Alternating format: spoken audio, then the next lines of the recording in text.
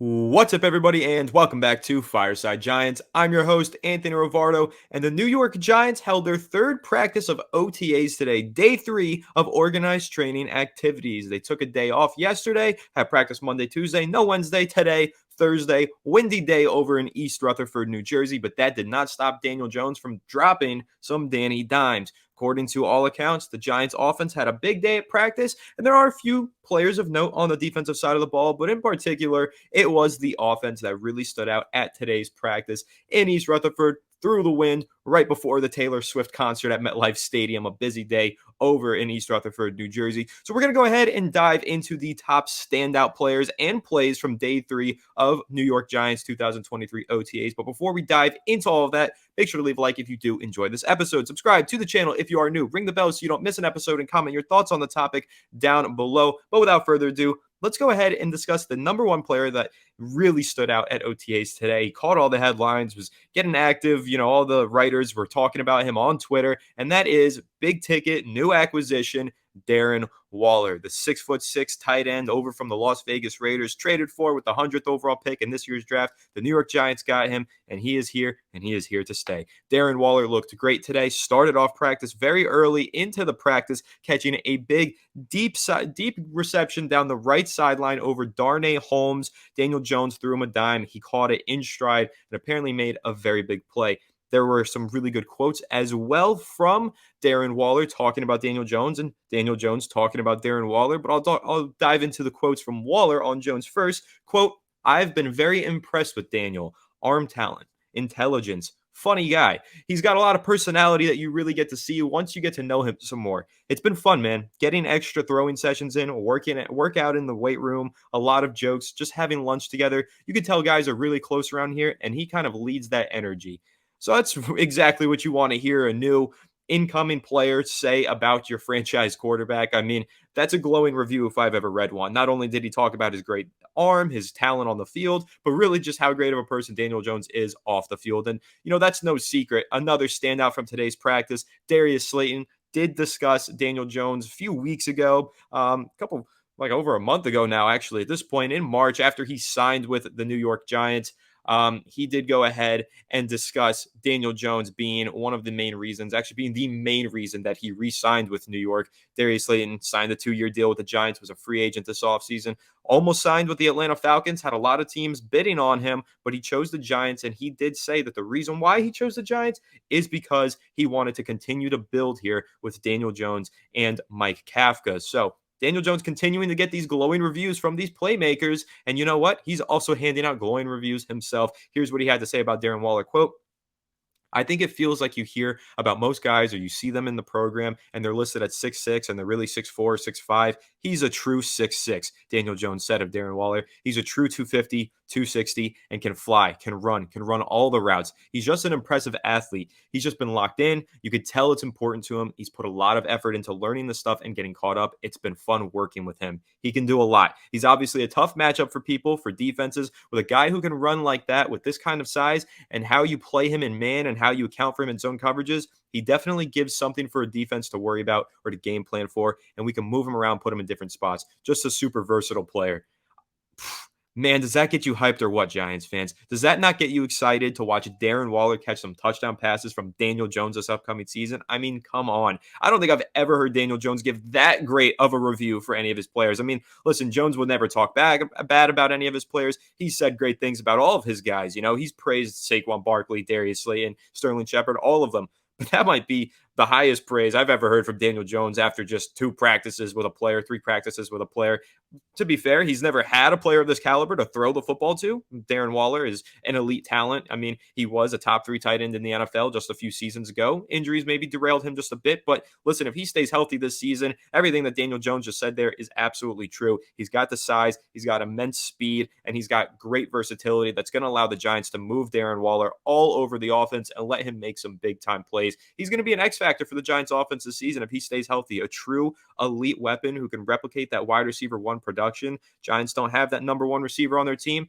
Well, good thing they have Darren Waller, and I'm really excited to see what his role is this upcoming season. And again, this is not the first practice he stood out at. Day one, day two. I mean, Waller's been standing out every day. How could he not? He really is an elite talent and just a freak athlete. So when they're running around doing non-contact 7-on-7 drills, Waller's bound to stand out, and so far he has. But moving on, let's talk about Darius Slayton once again. We just mentioned him, mentioned how he talked about Daniel Jones, but he also reportedly had a monster day at practice today. He caught a number of passes at every level of the defense, and Daniel Jones's best throw of the day came on a pass to Darius Slayton deep down the middle of the field. Jones put the ball in the perfect spot. Slayton didn't have to slow down at all to run underneath it and come up with the catch. Slayton would later catch a touchdown during 7-on-7 drills. So Darius Slayton, a veteran now at this point, entering his 5th season in the NFL, almost got cut last year, was buried on the depth chart, only had 350 or however many yards in 2021. But last year came back.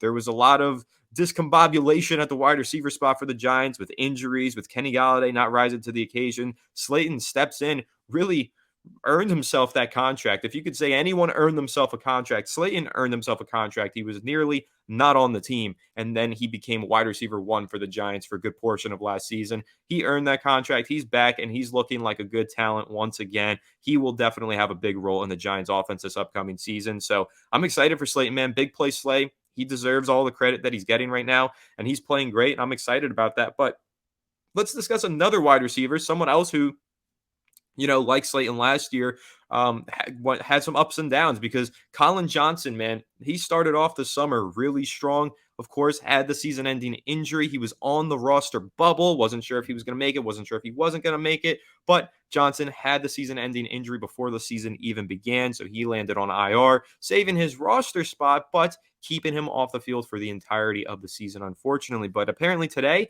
he did have some consistent hands, is what was described. It said that Giants.com says that he showed off his consistent hands today. His frame and reach provide a different type of receiver to complement some of the smaller teammates at this position. Now, I will say Colin Johnson is one of the players that I will be keeping a close eye on all summer long. I know these are just OTAs, no pads on just yet, but especially once we get into training camp, put the pads on, see how these players are performing at that level. Johnson is one of those guys that I'm keeping a close eye on because there is a lack of size at the wide receiver position for the Giants. They don't have many big body outside receivers with a lot of physicality. Johnson provides that to this team. Now, so does Bryce Ford Wheaton, potentially undrafted free agent out of West Virginia, 4.3 speed, 6'4" frame. Maybe he is the guy who ends up getting that, back end of the roster, big body spot. But Johnson, veteran here, tallest wide receiver in the NFL, longest arms out of any receiver in the NFL. He's got an opportunity to make the roster. It's all about staying healthy with him. Of course, had a freak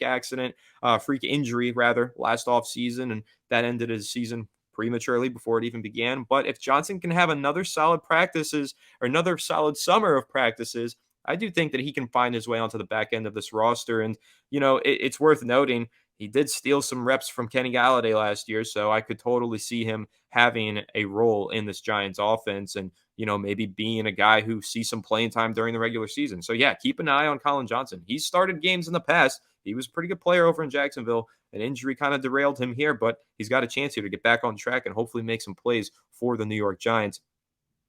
Let's flip over to the defensive side of the ball real quick because we know that one of the positions that's giving Giants fans a little bit of angst is the slot cornerback spot. Who's going to win that job? Who's playing well? Who's not? Darnay Holmes played well the other day. Day one of OTAs, he had a great day. Now it was Cordell Flott's turn to put his name into the hat and say, hey, maybe you'll pull me out and I'll steal the starting job. Cordell Flott made a nice play today to break up a pass, knock the ball away, was one of 2 players noted for getting their hands on the football. The other one being the final pick in the 2023 NFL draft for the Giants, 7th round draft pick, Owens, got his hands on a pass for the second time during OTAs. This is his second pass breakup. The first one was on day 1, broke it up, tipped up in the air, picked off by outside linebacker Tom and Fox. Owens, maybe making a name for himself. This is a guy who the Giants drafted in the 7th round, but by all accounts, he should have went earlier. There was quite a few draft analysts who had him with a 4th round grade. Lance Zierlein of NFL.com had him as a 4th round projection. There are some writers out there who, after the draft, said the Giants might have grabbed the starting safety in the 7th round here with Owens. So let's keep an eye on him. He's already making some pretty big plays here at practice. 3 days into OTAs. Maybe he'll continue doing it, and who knows, just maybe he'll find his way into the Giants defensive lineup this upcoming season. I'm excited about Owens. Was a captain over at Houston for 4 years. He played there, was a starter, was a good player. Free safety, though, not a strong safety. Giants more in need of a strong safety. McKinney might keep Owens off the field, but you find ways to get your most talented players on the field. And if Owens keeps making plays, he'll definitely find some playing time for head coach Brian Dable and defensive coordinator Wink Martindale. So another player who stood out, apparently Paris Campbell had another day with a handful of receptions, was once again getting his hands on the football. He scored some touchdowns the other day. He's been playing really well. Paris Campbell was a guy that I really wanted the Giants to sign ahead of free agency. They went ahead and got him,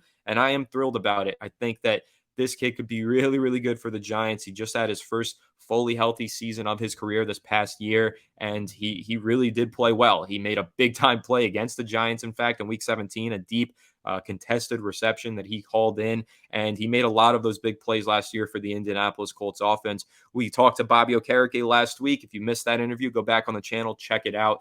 Make sure to leave a like on it as well.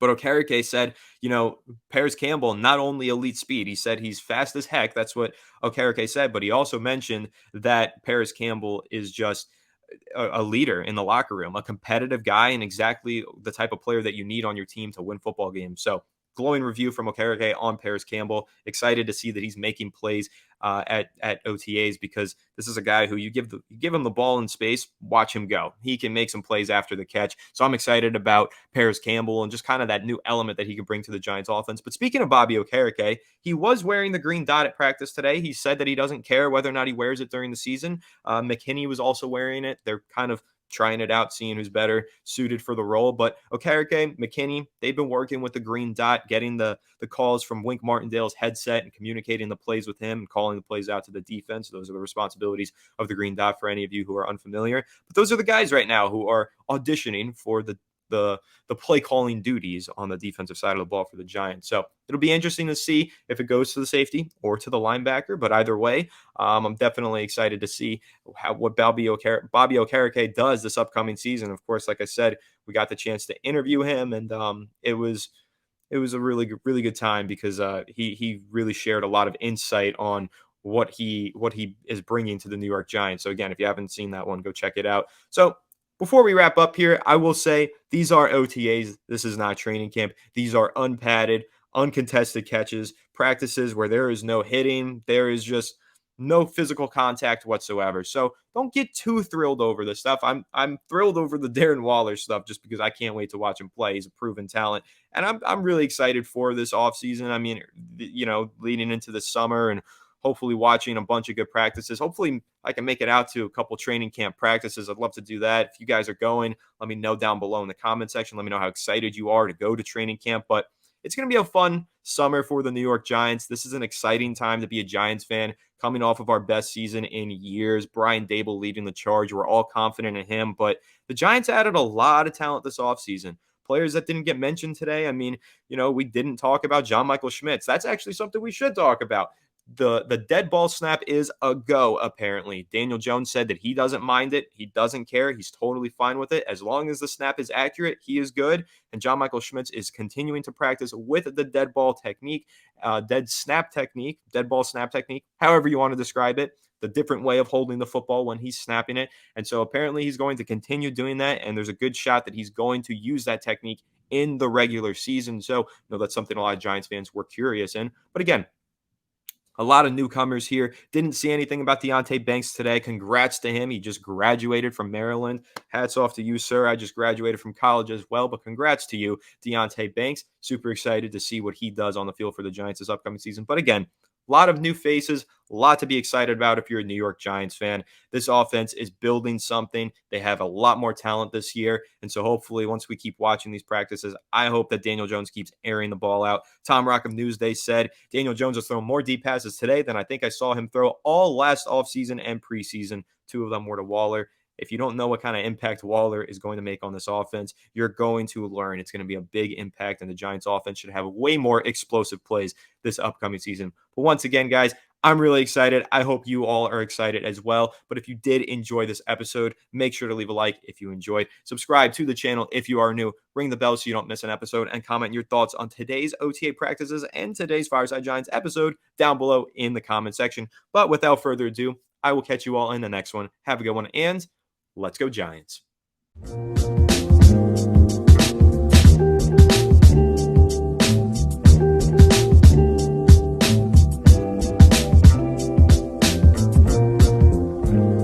TVSO.